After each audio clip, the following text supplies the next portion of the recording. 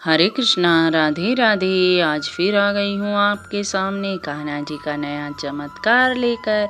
अगर आप भी कान्हा जी पर विश्वास करते हैं तो इसे ज़रूर सुने। अगर आप विश्वास नहीं करते तो यहीं पर स्किप करके चले जाएं। आप तो वृंदावन में सिंगारवट को तो जानते ही होंगे। सिंगारवट में एक गोस्वामी रहते थे और उसी में एक गैया चलाने वाला ग्वाला भी रहता था जिसका नाम था भोंदूराम। भोंदूराम इतना भोला था कि उसका नाम ही भोंदूराम इसलिए पड़ा कि वो बहुत भोला था। किसी से भी वैर विरोध नहीं करता था, न ही उसे किसी से कुछ लेना था। सुबह गैया चराने चला जाता और शाम को लौट कर आता। गोस्वामी जी जो कुछ खाने को दे देते वही खा के पी के रह लेता था, किसी से भी कुछ शिकायत नहीं करता था।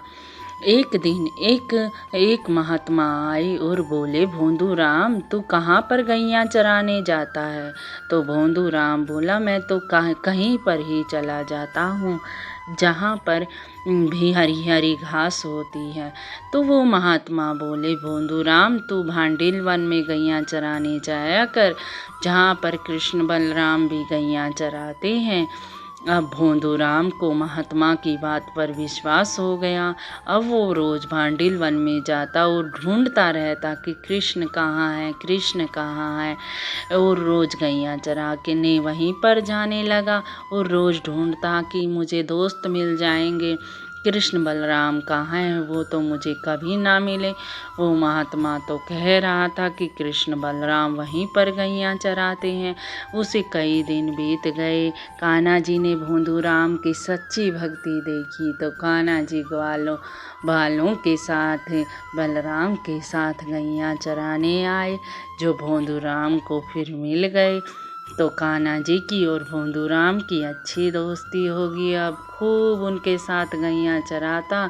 अब भोंदूराम खूब सारा कच्चा सामान लेके जाता और वहीं पे बनाते कान्हा बलराम और भोंदूराम और वहीं पे खाते। अब गोस्वामी जी ने देखा कि भोंदूराम तो बहुत सारा कच्चा सामान लेके जा रहा है। अब गोस्वामी जी ने कई दिन तो पूछा नहीं। कई दिन के बाद भोंदूराम तू इतने सामान का क्या करता है? वो बोला कि आप जिसकी पूजा करते हो ना, कृष्ण बलराम आते हैं, वो भी मेरे साथ बनवाते हैं और हम दाल भाटी चूरमा बनाते हैं और खाते हैं। अब गोस्वामी को उसकी बात पर विश्वास हो गया, क्योंकि वह जानता था कि भोंदूराम कभी झूठ नहीं बोलता।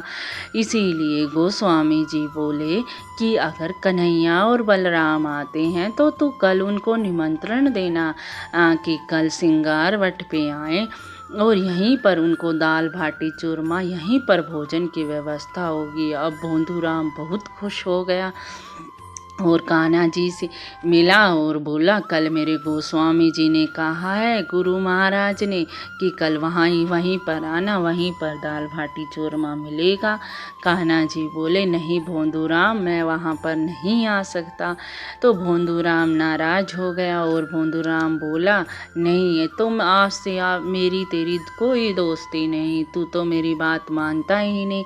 जब तू गुरुजी की आज्ञा का ही पालन नहीं करता तो मेरा दोस्त कहाँ से हुआ। तो भोंदूराम अपनी गैया लेकर चला गया। कृष्ण पीछे पीछे दौड़े। भोंदूराम सुन तो सही, भोंदूराम सुन तो सही।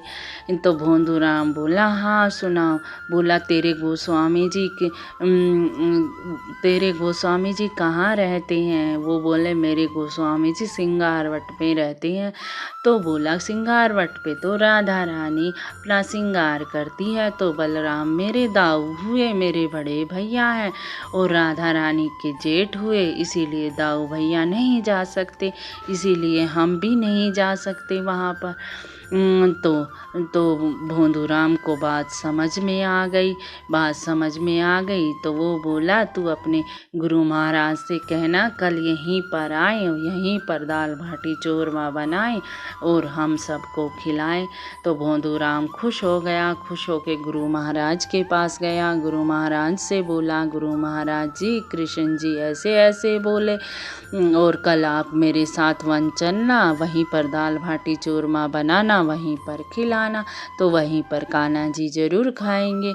अब गोस्वामी जी को बहुत ही उत्साह हुआ, उसे रात में नींद भी नहीं आई। अगले ही सुबह सुबह वो भोंदूराम से पहले ही उठ गया, क्योंकि उसे आज कान्हा जी के दर्शन करने थे।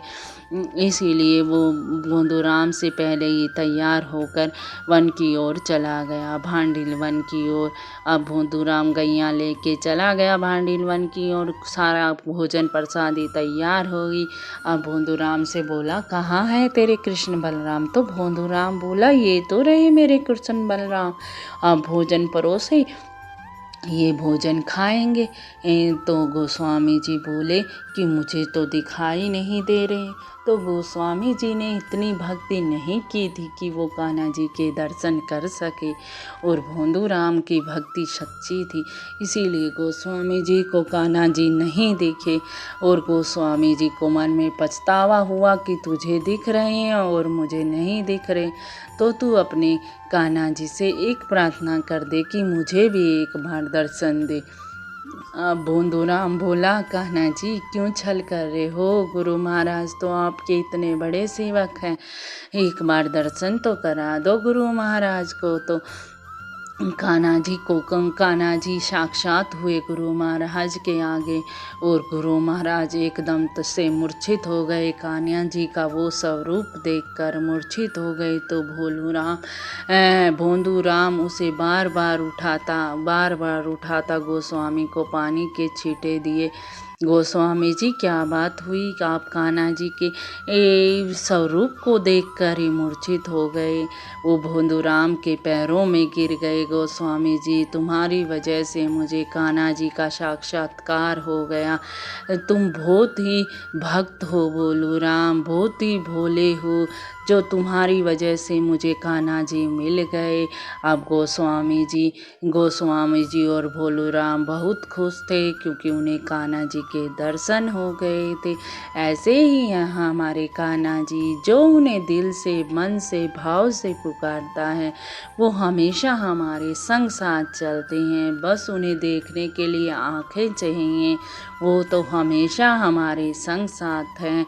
हर कण कण में, हर जीव जीव में कृष्ण कृष्ण बसे हैं, कृष्ण कृष्ण बसे हैं। राधे राधे राधे राधे राधे राधे।